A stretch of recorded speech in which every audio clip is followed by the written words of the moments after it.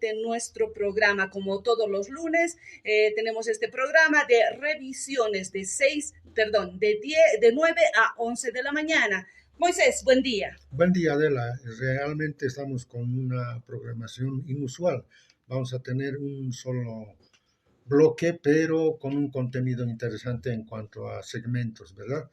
Así es, Moisés, de una forma muy peculiar. El día de hoy estaremos desarrollando el contenido de nuestro programa, que por cierto son temas bastante interesantes, coyunturales, prácticamente de interés general, lo que estamos atravesando actualmente. Entre los temas que tenemos, estaremos tocando la crisis política, elecciones en Argentina, crisis en Medio Oriente, vale decir lo que está sucediendo allá entre Israel y Los Gaza, la palestinos. situación ambiental Ujú. también del país País. que estamos Ujú, atravesando. ujú.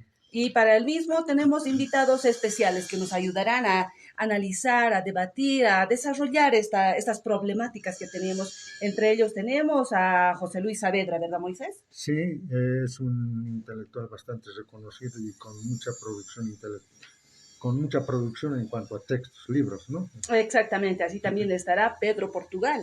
Sí, sí, Pedro Portugal, otro reconocido personaje en el ámbito político y bueno, primeramente, como es habitual en el programa, estaremos desarrollando lo que vienen a ser los titulares. Es un día bastante agitado por una serie de movilizaciones que se van a producir, concretamente el caso de los mineros, ¿no? Que va a colapsar obviamente todo el centro paseño y realmente es un tema bastante desagradable tener que soportar, digamos, una serie de dificultades para el transporte público. Así es, lamentablemente ya desde las 8 de la mañana ya debieron iniciar su concentración allá en la ciudad del Alto y también por Villa Fátima, que bajarán al centro y bloquearán diferentes puntos de la ciudad de La Paz. Como decía, lamentablemente es un perjuicio para quienes no somos responsables de sus, no sé, de sus Somos solicitudes damnificados damnificadas. prácticamente de esas medidas, ¿no? Prácticamente es así, Moisés. De todos modos, como indicábamos, hagamos una revisión breve respecto a los titulares que presentan los medios de comunicación escrito el día de hoy, 6 de noviembre. En La Razón indica, evistas y arcistas se disputan en el Senado el control del legislativo.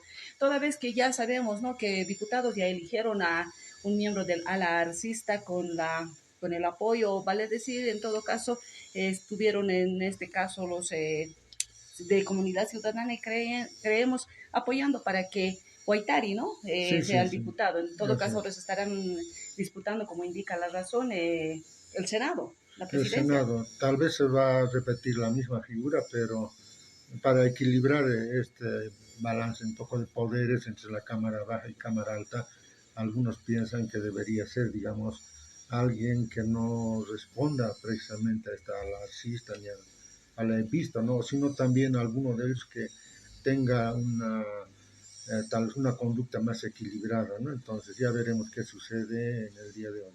Exactamente, y al respecto también el periódico El Mundo indica Rodríguez y Castillo buscarán la presidencia de la Cámara de Senadores. Entre otros titulares encontramos la palabra del Beni.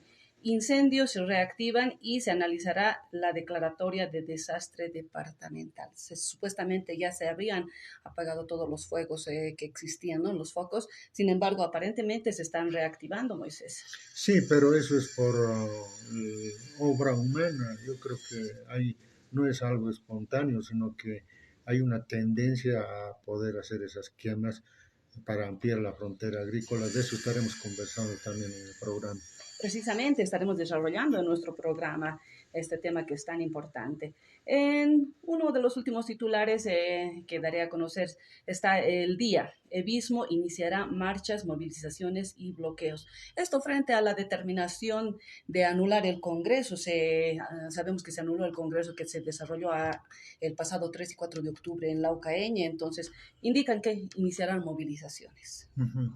El problema tiende a querer resolverse tanto en las calles, ¿no? Eso sería uno, y también en el plano legal. Sin embargo, esto no se ha dirimido y no sabemos realmente hasta dónde va a ir profundizándose este fraccionamiento que hay en la estructura del partido de gobierno. Exactamente, entre otros titulares prácticamente con la temática que tiene que ver, Correo del Sur indica, evistas se movilizan contra la decisión del Tribunal Supremo Electoral y arcistas alistan otro Congreso de ELMAS. Así está la situación. Sí, Bien, es un desafío en todo caso, ¿no? Si es que esta convocatoria que hace el sector evista no tiene la respuesta contundente como habitualmente se pensaba o se piensa, entonces va a ser prácticamente la sepultura, ¿no?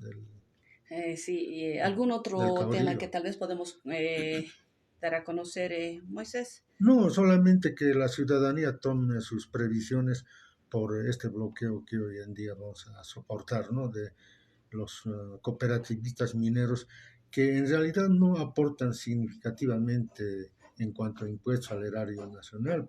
Sin embargo, tienen una serie de pedidos, ¿no? Que si no aportan, yo creo que no tendrían tampoco mayor derecho. Y también son depredadores del medio ambiente, eso hay que decirlo con claridad. Exactamente. Bien, todo esto estaremos analizando en este programa que, como indicábamos inicialmente, tendrá un formato muy particular con nuestros invitados también que tenemos ya en nuestros estudios. Recordarles que estamos transmitiendo por Radio Andina Sistema de Comunicaciones en Real Audio por www.radioandinasc.com, además de estar transmitiendo por Facebook en vivo para quienes nos siguen. Bien, y ahí iniciaremos a continuación con lo presentado.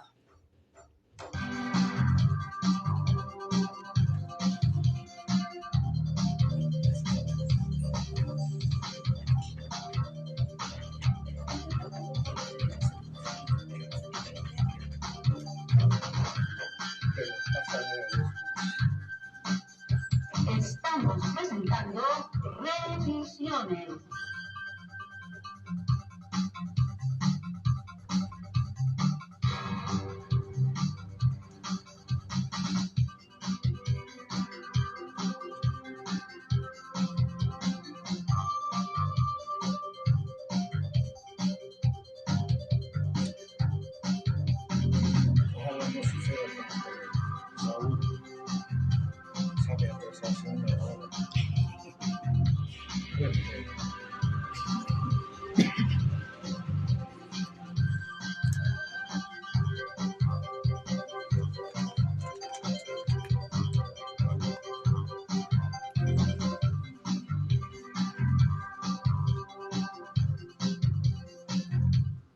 Bien, como ya habíamos indicado, continuamos con su programa Revisiones.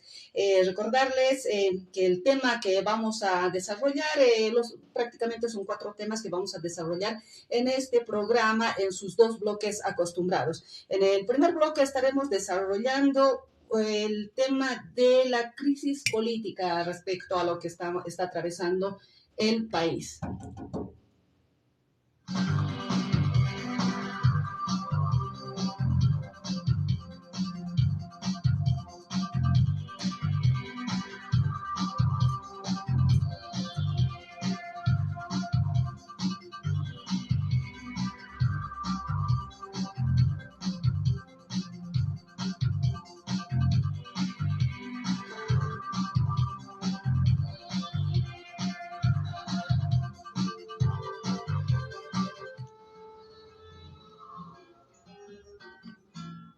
Serán 4 los que lleguen de la noche oscura, serán 4 los que... Del firmamento y mar, dadnos la paz de nuestros cerros, dadnos su fuerza y su firmeza, no abandonéis a vuestros hijos, mostradnos el camino de Chuquiano, volvednos sombras que apaguen el lucero de la mañana, dadnos la sordera a los espías, la ceguera a los vigías, que no nos descubran antes del cerco.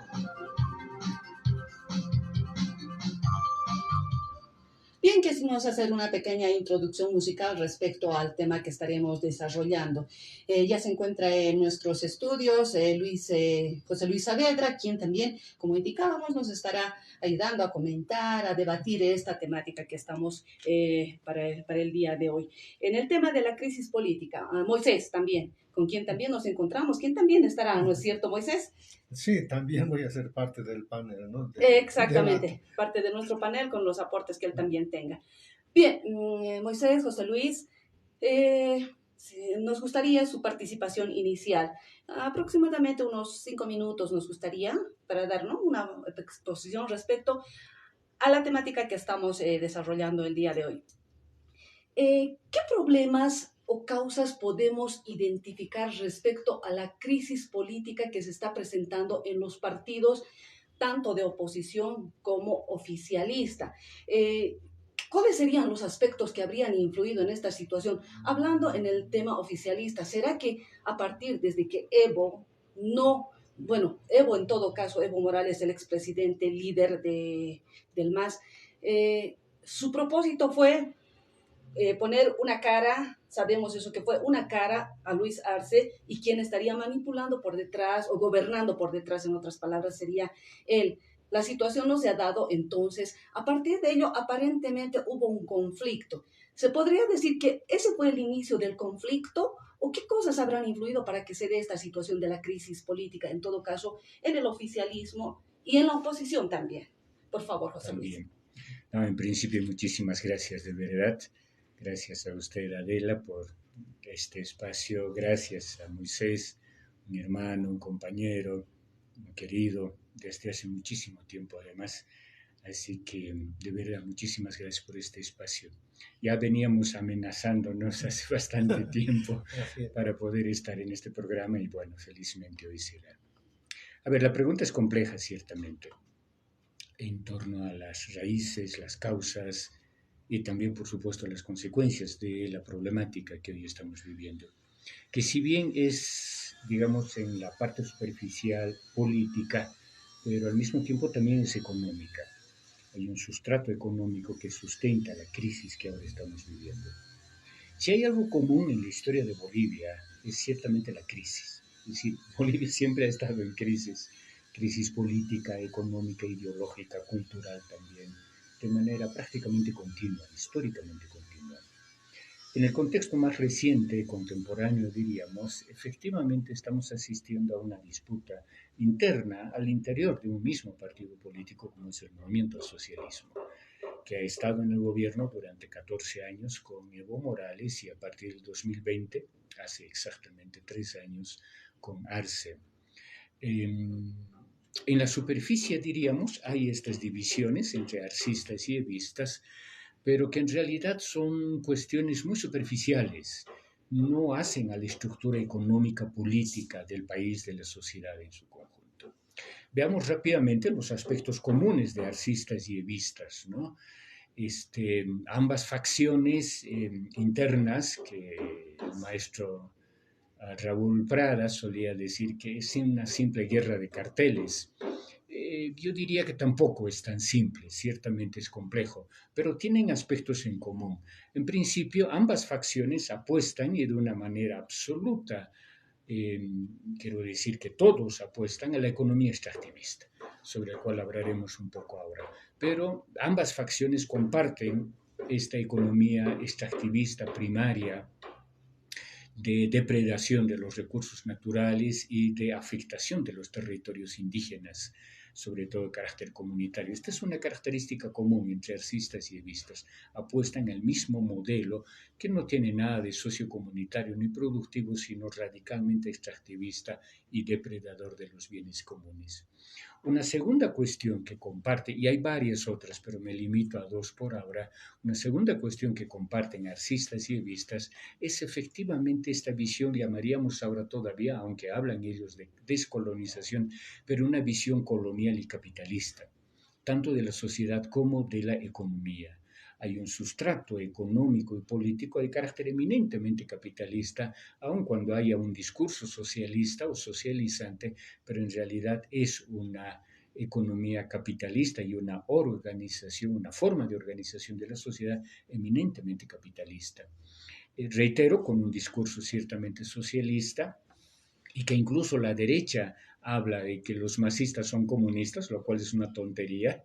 Nunca ha habido ni hay, ni siquiera el que se autodenominaba comunista total, García Linera, esto no hay, y menos en el ámbito que yo conozco muy bien, Chapare, es decir, decirle a un chapareño que vamos a socializar la economía sería no solo un chiste, sino un agravio muy, muy, muy, muy terrible. Difícilmente en el Chapare aceptarían, aunque sea un mínimo de socialización de la economía chapareña, que es la economía del narcotráfico además, ¿no es cierto? Y no hay economía más capitalista, más en función del mercado capitalista que el narcotráfico. Y el Chapare es obviamente, y reitero, hablo con conocimiento de causa, el ámbito más central, nuclear de la economía capitalista. Estos son aspectos entonces que son comunes a arcistas y evistas. Hay una matriz común que es básicamente moderna, capitalista y además colonial. Ahora, ¿a qué se debe estas disputas internas? Básicamente a la permanencia en el poder de Evo Morales. Ese es el punto central de esta conflictividad que hay entre arcistas y evistas, y es que Evo Morales retorne al poder, lo cual legalmente, constitucionalmente, no debiera ser así. Es decir, el famoso artículo 168 de la Constitución dice de manera explícita que solamente por 2 gestiones puede ser presidente o vicepresidenta, presidenta o vicepresidenta, no más. Y Evo Morales ya ha sido por 4ª vez. El 2019 estaba intentando ser presidente por 4ª vez, lo cual es ilegal, es anticonstitucional, inconstitucional o anticonstitucional también. Entonces, pero ese es el punto nodal en este momento de el retorno o no de Evo Morales al gobierno. No sé si al poder, porque es otro aspecto que creo que convendría conversar ahora, porque el poder económico real en este país sigue estando en manos de lo que los cataristas denominábamos el eje social colonial, es decir, las clases dominantes, la oligarquía, etc. No es precisamente el pueblo o los campesinos los que tienen el poder, no.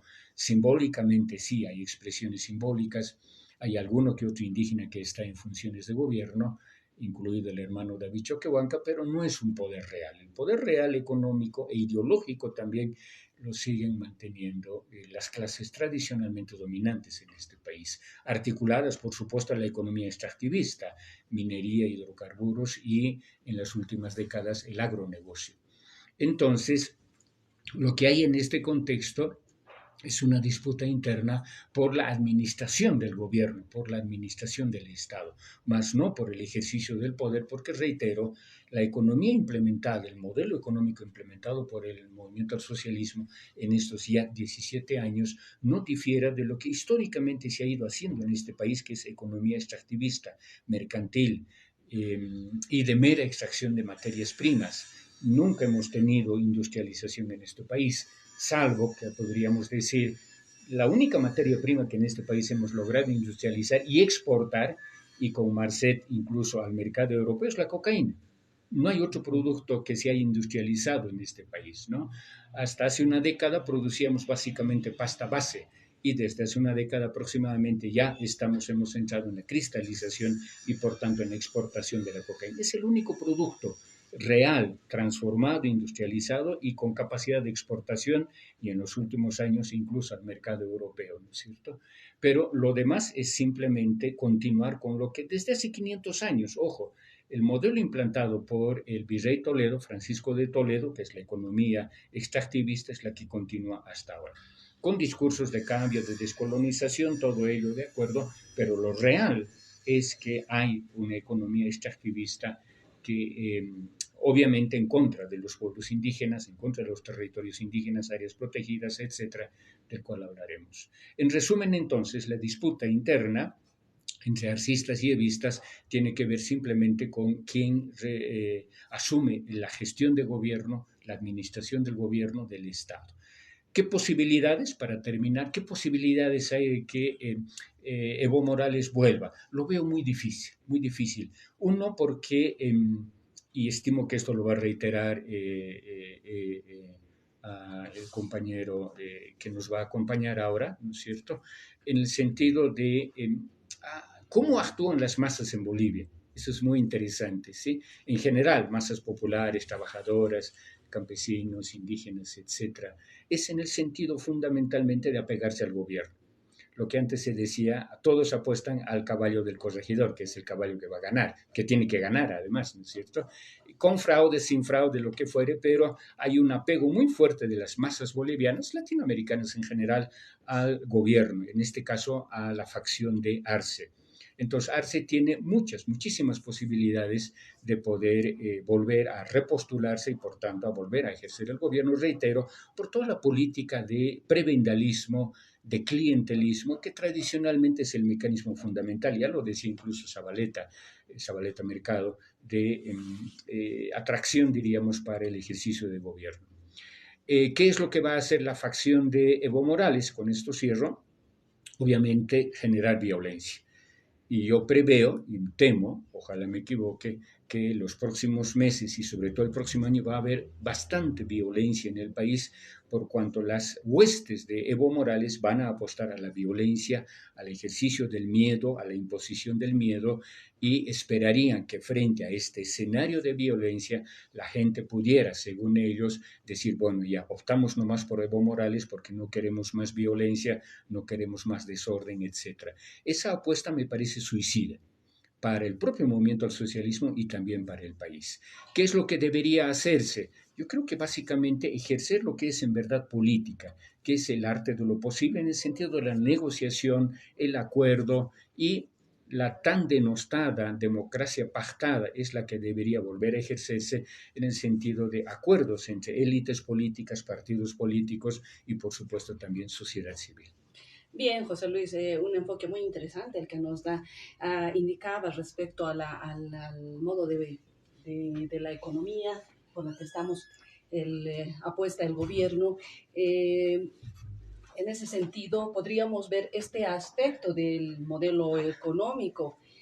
Moisés, si indicaras con referencia a lo que hablaba José Luis, ¿el modelo económico del gobierno habrá caducado? ¿Será que prácticamente ha dejado de funcionar o ha dejado de ser una forma de llevar adelante el país, hablando económicamente, Moisés?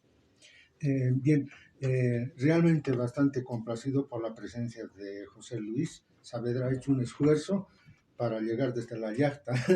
Nos conocemos desde antes también con Pedro Portugal, otro amigo que también nuestra amistad data de hace tiempo, ¿verdad? Entonces, este es un panel bastante singular. Y respecto a la primera pregunta que formulabas, Adela, ¿cuáles son las causas estructurales que han provocado la crisis política, ¿no? Entonces, yo voy a matizar un poco a lo que dijo José Luis. José Luis indicó el extractivismo sigue siendo un tema vigente en el cual estamos de acuerdo completamente, ¿no? Pero yo quisiera añadir lo siguiente.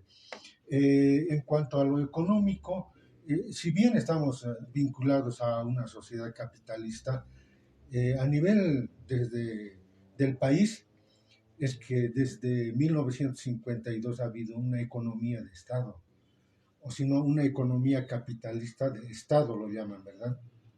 ¿Qué supone eso? Supone en los hechos que entre el colonialismo, que tenía como base de sustentación, distribución de recursos, enriquecimiento ilícito a partir del ejercicio del poder, el Estado, ¿no? Entonces, no ha sido tanto, digamos, que la economía ha estado en manos del mercado para poder hacer una asignación de recursos, sino que el Estado fundamentalmente ha jugado un papel fundamental en el enriquecimiento de las familias que han ejercido el poder, uno. Segundo, ¿no? En que era prácticamente una privatización del Estado en favor de los militantes de los partidos políticos, ¿no? Eso un poco para matizar la visión, digamos, económica. Y segundo, en el plano ideológico, lo que sucede es lo siguiente, que ha habido una especie de engatusamiento a la sociedad, en el sentido de que ahora, digamos, un indígena está en el poder. No, yo creo que como también en eso podemos coincidir, que una cosa es el poder y otra cosa es el gobierno. Habrán estado presentes muchos indígenas en el gobierno, pero no están en el poder, ¿no? Y yo quiero retrotraer una declaración del exministro Romero. ¿Qué decía él? Y posteriormente la borró, y esto está en las redes sociales, ¿no? ¿Quién era el gerente del Estado en realidad? Era, dice, García Linera, ¿no? porque él se hacía cargo de todas las empresas estatales. ¿Ah? Es un negocio impresionante. Y Evo Morales ahí se pasaba bailando, sino jugando, ¿no? Entonces es un tema anecdótico, pero es parte, digamos, del gobierno. Entonces, en lo ideológico, me parece que lo fundamental es que ha sido un indigenismo. Y sabemos bien qué es el indigenismo, ¿no? El indigenismo es donde precisamente los indígenas no están en el poder, sino que, digamos, son simplemente ornamentos, podríamos decir. Entonces, eso para esta primera parte. Y respecto a la industrialización, también completamente de acuerdo. Es un tema que desde 1904, con la apertura de ferrocarriles para el transporte, primeramente era pues La Plata, posteriormente el estaño, ¿no? Entonces, para exportar es que se ha hablado de la industrialización, ¿no? Entonces, esta es una canción antigua que nunca ha llegado, digamos, a concretarse en realidad, ¿verdad? Entonces, ahora nuevamente entramos a ese discurso y en una situación económica bastante conflictiva porque es una crisis contenida en lo económico que estamos actualmente experimentando, Adela. Entonces, con eso, bueno, yo quiero finalizar esta primera parte. Está bien, ya se encuentra también en nuestros estudios Pedro Portugal, a quien también hacemos la consulta respecto a este primer aspecto que estamos tocando. Pedro, bienvenido al programa Revisiones.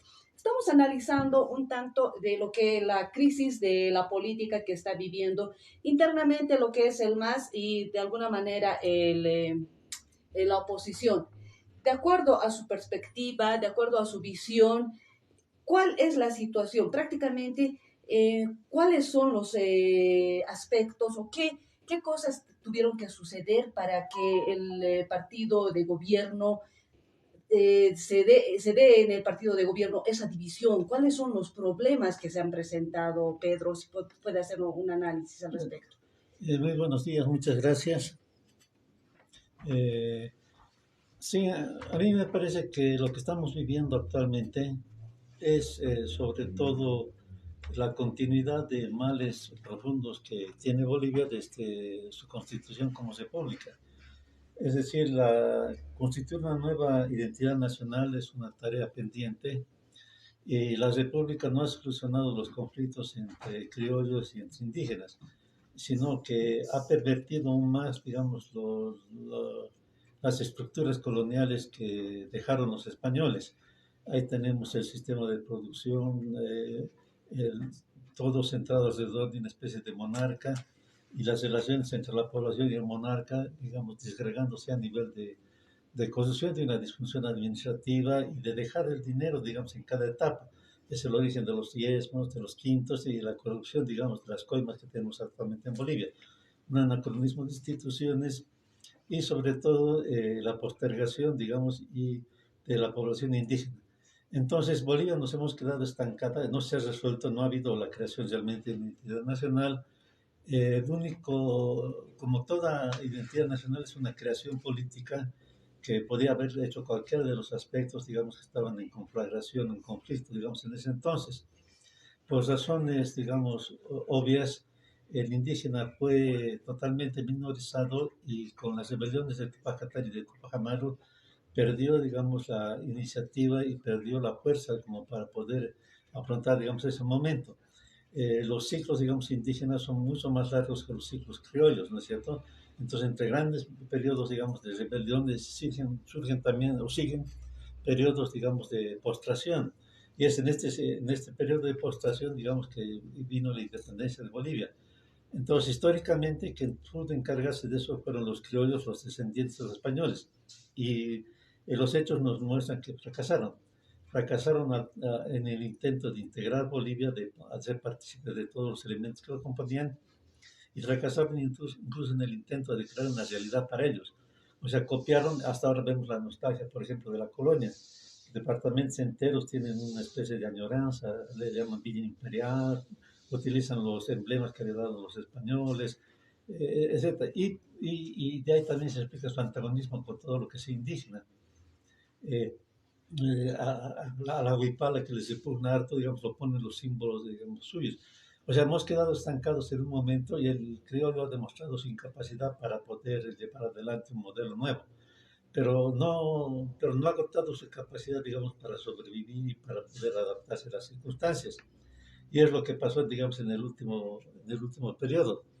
El, este otro gran periodo de crisis fue alrededor de los años 2000, similar, digamos, a lo que pasó en Tupacatari, durante Zaratehuilca, etc., o donde Laureano Machaca, tres hitos, digamos, importantes de rebelión indígena, pero que además significó la incursión en lo político.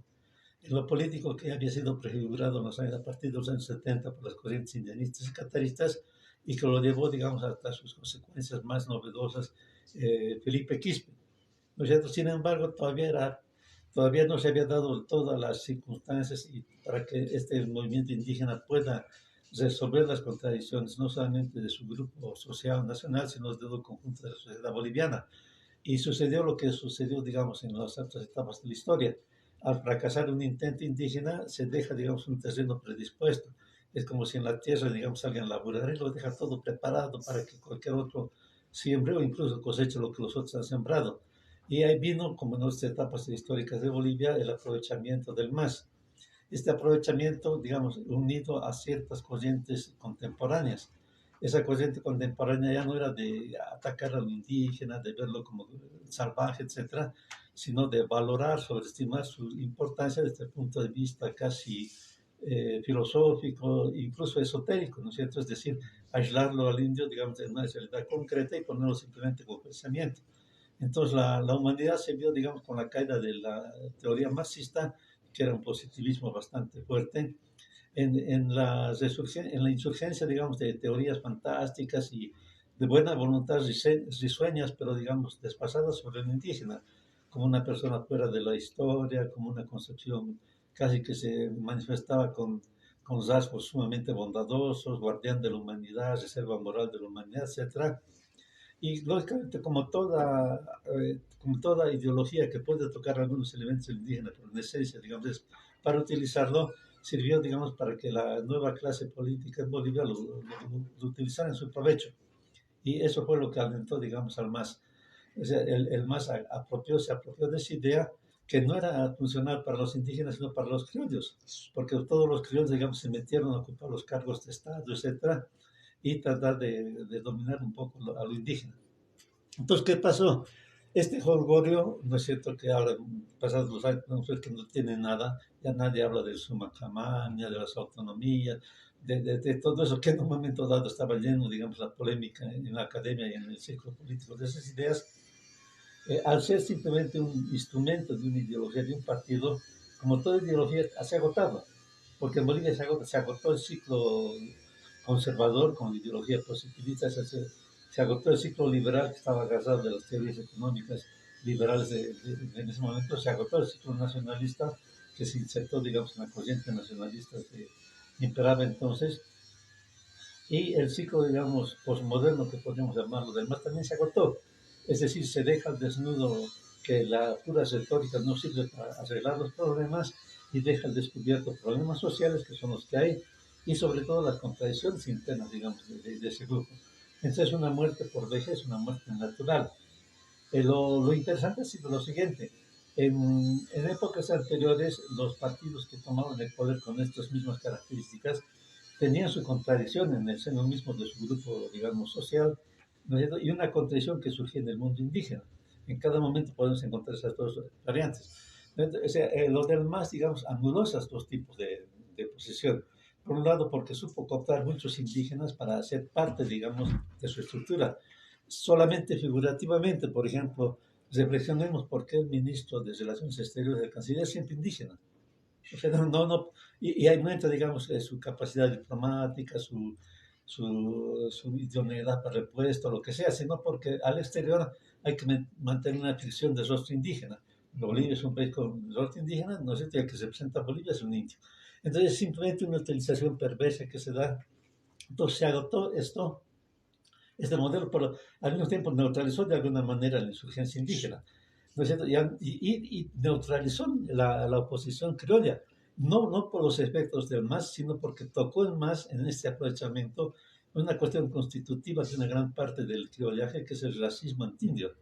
O sea, no soportaron la insurgencia del indio, que ocupa puestos mucho más altos que antes, aun cuando fuese simple manipulación.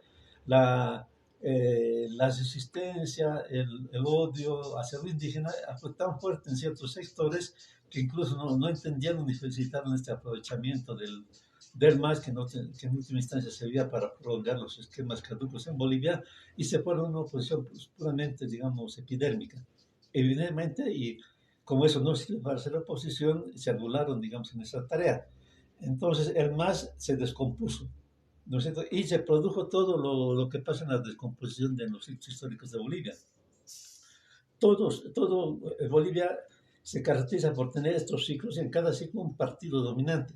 Y ese partido dominante sube porque las masas lo apoyan, pero baja porque las masas se desentienden. Y el MAS replicó exactamente lo mismo. O sea, veamos lo último que pasó en el 52. El 52 fue un movimiento de masas mucho más importante que lo del MAS. Incluso la adhesión popular fue mucho más fuerte y mucho más visceral, porque las transformaciones que hizo fueron más importantes. Se eliminó el pongueaje, ya Villarreal lo había eliminado en sus inicios, se dio la reforma agraria a la posesión de la tierra, se dio el voto universal, o sea, medidas trascendentales que no tienen ningún parangón con lo que hizo el MAS, por ejemplo. Entonces, la adhesión del campesinado y los sectores populares era fuerte, pero cuando ya llega el momento, digamos, de decadencia, las masas se desentienden. El 64, cuando hubo el golpe de Estado de Barrientos a Víctor Paz, no salió nadie a las calles a defenderlo. O sea, el MNR se desgañitó llamando a las milicias, a los obreros, campesinos, y fue un golpe terriblemente simple, ¿no es cierto? ¿Y por qué? Porque cuando no se descoloniza, el mundo colonizado, que es popular indígena, sigue una inercia. Es decir, yo pienso que en este proceso de acumulación de fuerza, el indígena, solamente cuando las situaciones llegan a una tensión grande, se producen rupturas tipo Tupac Katari, Felipe Quispe, Zaratehuilca o Laureano Machaca. El resto es una lenta acumulación, podríamos decir casi de aprendizaje del nuevo modelo por parte de los indígenas, que otros podrían, digamos, confundirlo con una asimilación.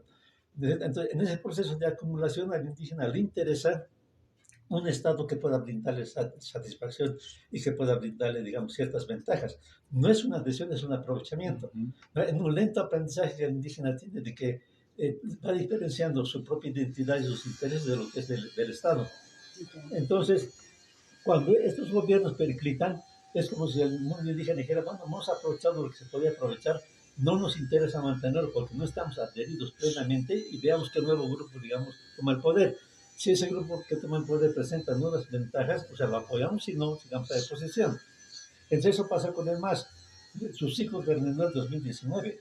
Todos recordamos, ¿no es cierto? O sea, fue un grupo de personas muy simpáticas, todos unos cuantos pelagatos, podríamos decir, que en la calle ponían una pitita y paralizaban, digamos, el tránsito. O sea, ya vino el nombre de pititas. Pero esa cuestión numéricamente insuficiente fue, digamos, significativa porque ya estaba en descomposición, fue empujar, digamos, un cuerpo casi muerto que se caiga de la silla. Y ahí vimos todo lo que pasó en la historia boliviana. El mundo indígena y campesino no salió a defender al MNS. Bien, un análisis interesante que nos hace en este aspecto, Pedro. Hay varias coincidencias en las exposiciones que hicieron los tres panelistas el día de hoy en este aspecto. Entre ellos, me gustaría ver la situación esta del... Tenemos desde el colonialismo un arrastre de lo que es la corrupción, un aprovechamiento de llegar al poder y beneficiarse de ese poder. Eso ha sucedido con diversos partidos de izquierda, de derecha, de todos los partidos ha sucedido eso y pudimos ver claramente también con el gobierno del MAS. Ahora, se habló de la situación económica, del modelo económico, hablaban, ¿no es cierto? Aparentemente el modelo económico que ha implantado el actual gobierno, vale decir el gobierno del MAS, aparentemente se ha agotado, aparentemente no ha funcionado. ¿Qué es lo que ha sucedido en ese sentido? Ahora, ¿qué es lo que conviene? Prácticamente este modelo de gobierno es estatista, ¿no es cierto? Es estatista. ¿Qué es lo que conviene en este sentido? ¿El estatismo, el libre mercado? ¿Qué es lo que conviene para salir adelante en la situación en la que se encuentra hoy en día el país? Por favor, José Luis. Gracias. No, primero decir que estoy muy contento de poder, reitero, compartir este panel con hermanos tan importantes como Pedro, a quien yo le aprecio muchísimo. A veces discutimos, polemizamos, pero le tengo un aprecio enorme a Pedro. Y además gratitud porque Pedro publicó varios de mis artículos en Pucara, uno de los periódicos más importantes hasta hace poco, ¿no? Así que gracias de verdad, Pedro, por este momento de compartir. A ver, el modelo económico, reitero, en Bolivia, si bien tiene de nombre esto de socioproductivo comunitario y no sé qué otros adjetivos más, sigue siendo el modelo, reitero, que el virrey Toledo implantó allá por 1572, que es un modelo extractivista, es un modelo colonial y es un modelo además centrado en la mera extracción de materias primas. Por supuesto que a los españoles en el siglo XVI no les interesaba industrialización alguna y tampoco la agricultura, etc. Ese modelo, sin mayores transformaciones, pasa por el proceso de la República, siglo XIX, y también por el siglo XX, sobre todo con los varones de La Plata en el siglo XIX, varones del estaño o el rey del estaño como es Patiño en el siglo XX, y luego la nacionalización del 52 continúa con ese modelo extractivista y meramente exportador de materia prima. Esto obviamente, tanto en el contexto colonial como el republicano, e incluso en lo que ahora se llama la era plurinacional, bajo, por supuesto, la administración del Estado. Estado criollo, Estado mestizo, Estado colonial, varias denominaciones, pero que responde a este modelo colonial y capitalista fundamentalmente. En el contexto más contemporáneo hemos transitado por varias fases, ¿cierto? Liberalismo, inicios del siglo XX, estatismo de mercado, diríamos, a partir de la segunda mitad del siglo XX, y en este siglo que se inicia una mezcla bastante informe, híbrida, podríamos decir, entre una economía de libre mercado y un intento al menos de intervención del Estado. Más allá del discurso, lo que ocurre en la realidad boliviana es una economía que está básicamente en función del capitalismo, pero además un capitalismo colonial, es decir, un capitalismo marginal, un capitalismo periférico, por cuanto, reitero, sigue concentrada centrada en la mera exportación de materia prima y extracción de materia prima. Y ahí la pregunta básica entonces, ¿por qué incluso a diferencia de los países vecinos, Chile, Argentina, Brasil, Bolivia no logra industrializarse, no logra tener una economía, por lo menos lo que se llama la segunda dimensión de la economía, que es la industrialización y la exportación? ¿Por qué no hemos logrado pasar históricamente a este tipo de economía? Uno, por las propias debilidades del Estado boliviano. El Estado boliviano desde su fundación nunca ha sido fuerte, ni siquiera ha logrado nacionalizar las mentalidades bolivianas. Segundo, la institucionalidad, la constitución de la institucionalidad estatal boliviana siempre ha sido débil por la propia debilidad de las clases dominantes o de quienes administran más o menos circunstancialmente el gobierno y el Estado. Siempre ha sido débil esa articulación, muy débil. Y no solo en términos de integración, diríamos así, sino en términos de constitución incluso de verdaderas clases sociales. Nunca en Bolivia hemos tenido una clase dominante real, fuerte, como las burguesías argentinas o brasileñas o chilenas. No, aquí lo que ha habido siempre es una oligarquía y, como decía Benjo Cruz, una oligarquía rata, es decir, una oligarquía que siempre ha vivido de favores del Estado, trampeando al Estado. Exactamente como ahora es la oligarquía cruceña, que vive de los favores del Estado, de la subvención del Estado. La oligarquía agroindustrial cruceña vive de la subvención del gobierno, históricamente además, ¿verdad? Desde Banzer, etc. Entonces, nunca hemos tenido una clase dominante fuerte. Por tanto, la economía, no es que haya un reflejo automático, pero la economía tiene esas mismas debilidades y articulaciones siempre subordinadas al mercado internacional. Como es una economía que depende de las materias primas, por tanto, está subordinada absolutamente a los precios del mercado internacional. Precios que no solo son volubles, en el sentido que se mueve, sino que siempre son desfavorables a las materias primas. En cambio, los productos manufacturados siempre suben más. Todo eso que se llama el intercambio desigual, etc. A partir de esto, la estructura política, por supuesto que también es débil. reitero, no solo en términos de integración, sino en términos de institucionalidad. Aquí en Bolivia nadie respeta la institucionalidad. Un puesto de gobierno vale no por la institucionalidad, sino por quién está ejerciendo ese cargo, incluido alcaldes, antes los prefectos, ahora los gobernadores, los propios ministerios. No tienen una institucionalidad, nunca han tenido una institucionalidad seria, porque, reitero, esto está en función de los mecanismos de prebenda, de clientelismo y, por tanto, ojo, de corrupción. La corrupción no es solo un problema ético, qué mal que haya corrupción, no, es un mecanismo de articulación del ejercicio del poder político. Centralmente es eso la corrupción. Juega también, por supuesto, un papel económico la corrupción. Reitero, no es solo un problema ético, no es solo, qué mal tipo el que hace corrupción, no, no, es parte de los mecanismos de la economía boliviana, porque es así como funciona. Históricamente ha funcionado así y sigue funcionando así en función de coimas, prebendas, etcétera.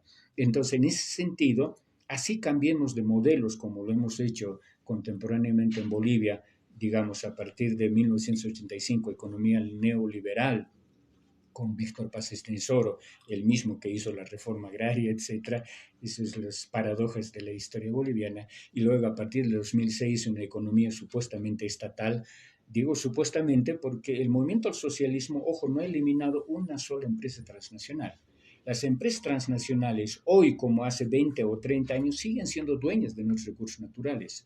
El oro, uno podría decir, pero está en manos de los cooperativistas. Los cooperativistas en realidad no son cooperativistas, son empresarios que trabajan todos, absolutamente todos, y lo digo con conocimiento de causa, conozco toda la Amazonía Norte, la cuenca del río Beni, cuenca del Madre de Dios, etcétera, etcétera, y las zonas más tradicionales, Mapiri, etcétera. Los cooperativistas trabajan coaligados con empresarios, además, no solo nacionales, transnacionales, brasileños, colombianos y chinos, que son los que más hacen presencia. Entonces, esa economía supuestamente estatista, que es la que estaríamos viviendo con el MAS, está profundamente subordinada a las transnacionales, a la economía transnacional, en minería, en hidrocarburos y también, por supuesto, el agronegocio en Santa Cruz igualmente está trabajando, operando con grandes transnacionales como la Cargill, como Bayer, Monsanto, que tienen además sus oficinas. Cargill concretamente tiene su oficina en Santa Cruz. Entonces, no hay una economía en verdad estatal en el sentido de una economía fuerte, con capacidad de autonomía, de exportación y por tanto de generación de recursos. Entonces, la pregunta en Bolivia es: ¿de qué vivimos? Porque en cualquier otro país, digamos, que siga con una economía primaria exportadora, ya hubiera desaparecido. ¿Cuál es, digamos, la ventaja competitiva o comparativa que tenemos en Bolivia, como dirían los economistas? El comercio informal. Más del 80% de la población económicamente activa de la PEA en Bolivia está dedicada, y el Alto es un buen ejemplo, al comercio más o menos formal, mayoritariamente informal. Eso es lo que en realidad nos permite vivir, y en el resto del país, por supuesto, el narcotráfico. Aunque sea de manera indirecta, pero son los recursos del narcotráfico los que mantienen, digamos, la vida de la economía en Bolivia junto con el comercio informal. Bien, gracias, José Luis. Al respecto, Pedro, ¿qué nos indicaría? ¿Economía estatal, economía del libre mercado? Tendríamos que salir de ese esquema, sí, no solamente economicista, y ver, digamos, las razones estructurales por las cuales se opta por un modelo o por el otro. O sea, mientras en Bolivia hay un esquema que copiamos alegremente las modas del momento, siempre va a ser un fracaso. Se han copiado, o sea, nuestras élites políticas siempre han copiado el comunismo, han copiado el liberalismo, han copiado el mundo conservador, han copiado el fascismo, incluso porque el MNR tuvo en sus orígenes, digamos, una fuerte inspiración nazifascista, han copiado el marxismo. Es decir, el hecho no es de qué material va a ser hecho el piso de nuestro edificio, sino si tenemos las estructuras como para soportar uno u otro piso, y si de repente, digamos, hay un piso que corresponde al tipo de estructura que tenemos. El aspecto básico a mí me parece esto de la descolonización. Es decir, hemos heredado un sistema, digamos, de relaciones de producción y de clasificación de los diferentes elementos en bases coloniales. Los españoles no vinieron acá a crear una nación. Es diferente el modelo de colonización en América del Norte, que nos muestran las películas. Los colonos que van, que trabajan, digamos, el campo, que crían sus vaquitas y que de paso matan a los indios. Aquí, digamos, se mató a los indios por recoger, por agarrar, digamos, el oro, por agarrar la plata. Entonces, el extractivismo es una cuestión colonial, donde no hay esfuerzo, donde simplemente la prepotencia en la época colonial o el dinero, digamos, en la época actual, para quitar, agarrar las riquezas que pertenecen a otros y ponerlos en un mercado. Y en base de eso, digamos, se ha estructurado todo un esquema de tipo político, de tipo administrativo, totalmente, digamos, insuficiente. Entonces, es cambiar, digamos, esos elementos y hacer, entonces, a crear una vinculación económica en base, digamos, a las capacidades y a las potencialidades que tiene nuestra población. ¿Cuáles son las dos? Por un lado, el tiempo nos ha demostrado que el mundo indígena es una comunidad, hay relaciones de reciprocidad, hay una economía centrada, digamos, en estos aspectos, y también nos ha demostrado que no está ajeno, digamos, a la iniciativa propia, digamos, familiar, frecuentemente o individual le llamarán en el mundo occidental. O sea, ha sido, digamos, la sabiduría y la realidad, digamos, que ha dado a la sociedad aymara y luego a la sociedad incaica una fortaleza. Habría que ver, digamos, si ese esquema, digamos, es funcional en los tiempos actuales. Y si no es funcional, ¿a cuál, digamos, se asemeja más, ni cuál puede articular y aprovechar? Entonces, esto va a quienes, digamos, recién hoy día descubren este aspecto emprendedor de la Aymara. Y por eso no es extraño que la Aymara esté saliendo en el alto, porque, digamos, su economía es de emprendimiento. Y no es tanto de emprendimiento individual, es de emprendimiento familiar. ¿No es cierto? Pero por otro lado, no hay que borrar el aspecto, digamos, de grupo, el aspecto de comunidad, que en el alto, digamos, la comunidad ha sido reemplazada por la familia alargada, incluso con las vinculaciones que se tienen, digamos, a nivel de actividades ritualizadas, compadrería o las alianzas, digamos, que se tejen. Entonces, estamos esperando, digamos, una idea económica que pueda armonizar digamos, y poner, digamos, en su lugar cada uno de estos esquemas. Y por otro, tampoco hay que poner de plano, digamos, el Estado, no hay que desecharlo. Ahora, siguiendo la moda, digamos, la moda a nivel mundial es un poco a ponerlo fuera de circulación al Estado, dentro de la lógica, digamos, del pensamiento occidental que se tiene. Sin embargo, nuestras sociedades son altamente estatistas, ¿no es cierto? O sea, la reivindicación profunda, digamos, de los grupos indígenas, se ha puesto el Tahuantinsuyo, que era un Estado. Y de ahí también entendemos la tremenda sumisión que tiene la gente hacia el Estado, digamos, cualquiera que sea. Y quien controla el aparato de gobierno, digamos, controla a las masas. Porque ahora Evo Morales, que lo han puesto como un mito indígena que dirige a los indígenas, está desamparado y todas las masas indígenas están yendo, digamos, alrededor de Arce, que no es un indígena, digamos, de tipo epidémico. Es porque, digamos, hay una función de Estado. Entonces, el Estado también tiene que cumplir su función. No se lo puede catalogar como un obstáculo, sino hay que entender, ¿verdad? Hay que delimitar cuáles serían esas funciones del Estado y de qué manera, digamos, se puede armonizar para el surgimiento, digamos, de las potencialidades indígenas que todavía están durmiendo. Bien, Pedro. Moisés, al respecto, ¿qué nos puedes comentar ya antes de concluir este primer bloque? Bueno, podemos coincidir, ¿no?, de que el colonialismo es un problema persistente. Y yo creo que desde el catarismo se ha ido caracterizando de esa manera, que el colonialismo interno es el que persiste y además el que tiene mayor profundidad histórica. En ese sentido, yo quiero hacer una diferenciación y matizar también este tema, ¿no? Es que con Felipe Quispe, con Germán Choquehuanca, todos los que han estado desarrollando esta tesis me parece interesante, ¿no? Ellos son historiadores y al hacer, digamos, una historia están congelando un tanto la sociedad. Ese es el problema, ¿no? Entonces, al congelar la sociedad, lo que se requiere es dar el paso siguiente. Y para dar el paso siguiente, tenemos que recurrir, digamos, a determinados condiciones, como dice Pedro, ¿no? ¿Cuáles serían las condiciones que tenemos que seguir? Porque si es que insistimos en que el Estado juegue un rol fundamental, estamos volviendo, digamos, a reeditar el colonialismo. Ese es el tema de diferenciación que yo quiero marcar, ¿no?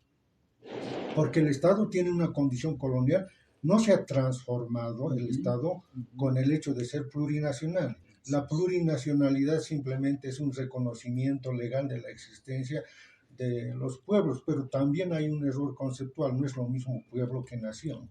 Entonces hay cosas que hay que modificar al respecto, ¿no? Y en esto yo quiero recurrir al tema de la corrupción. El tema de la corrupción es bien recurrente en Latinoamérica y también en los países africanos. Y la institucionalidad funciona en el primer mundo y no así, digamos, en los países africanos como en los países latinoamericanos.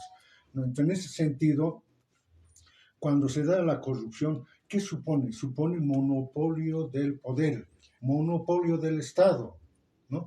Entonces, queremos cambiar, digamos, el tipo de Estado, seguimos incurriendo en el mismo error, ¿no? Entonces, seguimos reeditando el colonialismo. Siguen nuestros hermanos aymaras, quechuas, vendiendo cargos en los municipios, en el Estado, en la gobernación. Entonces, hay escritos bastante interesantes. Quiero recurrir a Bakunin. Bakunin dice lo siguiente, ¿no? Que el marxismo ha recurrido al Estado en la pretensión, digamos, de disolver, de que el Estado se suicide. Pero ¿qué es lo que dice, no? El Estado tiende, digamos, a conservar el sistema existente y a expandirlo, el Estado, ¿verdad? Y no solamente eso, tiende, digamos, a reproducir el poder y, en última instancia, tiende a ser autoritario, tiene una vocación autoritaria el Estado. Y eso está verificado históricamente, como dicen los positivistas, y está falsado, como dice Popper, históricamente. Y ahí lo podemos comprobar con Cuba, con Venezuela y también Nicaragua, ¿no? Entonces, si hacemos una vocación de poder idolatrar el Estado, nunca vamos a poder cambiar.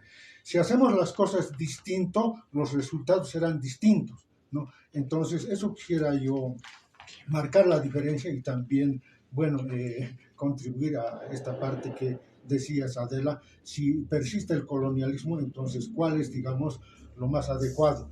Dicen algunos, ¿no? Estado lo necesario y mercado, digamos, lo más posible, ¿no? Tanto lo más posible. Entonces, no quiero decir, digamos, con esto que el Estado deba desaparecer, sino que el Estado debe garantizar el funcionamiento del mercado. Eso es mi... Bien, ya para concluir, ya estamos al filo de la hora de este primer bloque. 30 segundos, conclusiones, por favor, José Luis, respecto al tema que hemos abordado. No, muchas gracias. Es súper interesante de verdad este debate. Y claro, necesitaríamos más tiempo, ¿no? Pero en conclusión, por el carácter colonial de nuestra sociedad, el estatismo o el liberalismo, es decir, el libre mercado o el estatismo, son, diríamos así, fagocitados por la estructura colonial interna en el país. Entonces, mientras no se resuelvan estas estructuras coloniales, lo que Pedro dice, descolonización, como traspasarse entre liberalismo y estatismo, va a seguir cayendo en lo mismo, porque, reitero, la estructura fundamental se transforma en el colonialismo. Bien, Pedro, por favor, conclusiones. Sí, coincido en que todo, digamos, es un orden de prioridades, de la causalidad siempre hay algo más inmediato que otro que lo origina.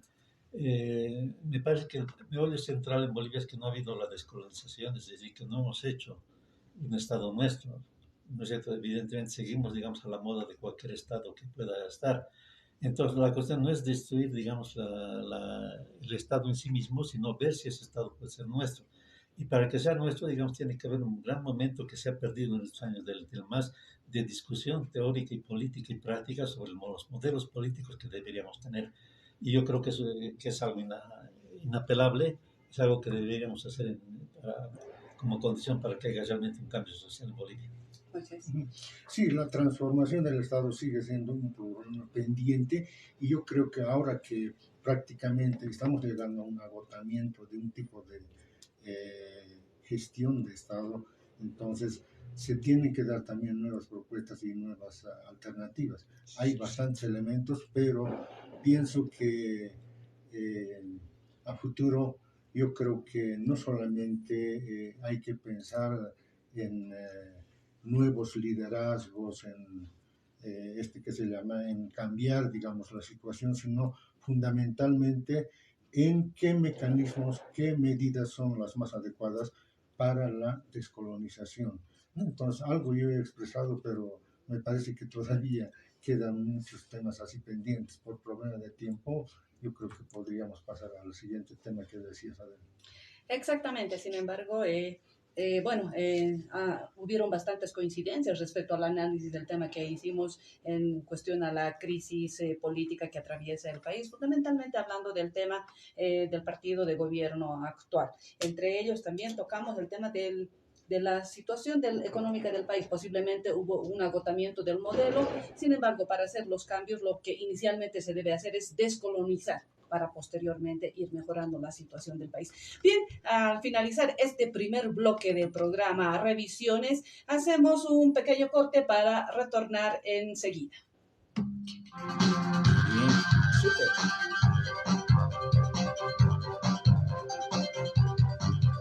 Ya volvemos. Reflexión.